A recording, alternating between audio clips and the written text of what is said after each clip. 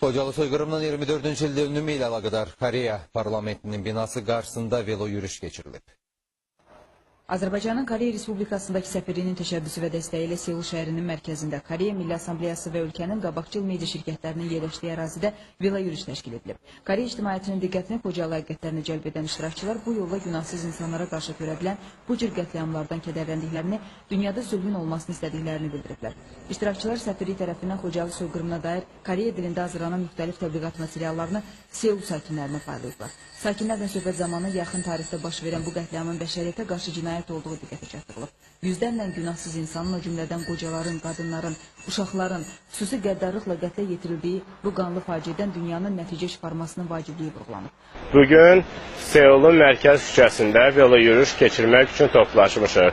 Əsas məqsədimiz 24 il əvvəl törədilmiş Xocalı soyqırımı haqda həqiqəti Koreya ictimaiyyətinə çatdırmaqdır. This is a demonstration against the inhuman genocide of Khojaly.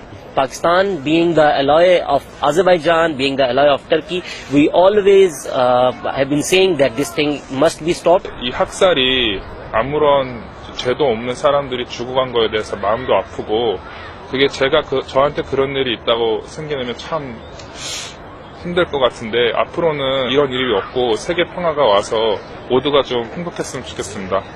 Justice for Khojaly. Xocalı soyqırımı barədə Koreya ictimaiyyətini geniş məlumatlandırmaq məqsədilə Heydər Əliyev Fondu və Rusiyada yaşayan həmvətənlərimizin Xocalı soyqırımı ilə bağlı hazırladıkları video çarxlar Koreya dilinə tərcümə edilərək ölkənin internet portalları, eləcə də sosial şəbəkələrdə yerləşdirilir. Afaq Cəfərova, Ülviyə Əlləzov, Saleh Yub qızı xəbərlər.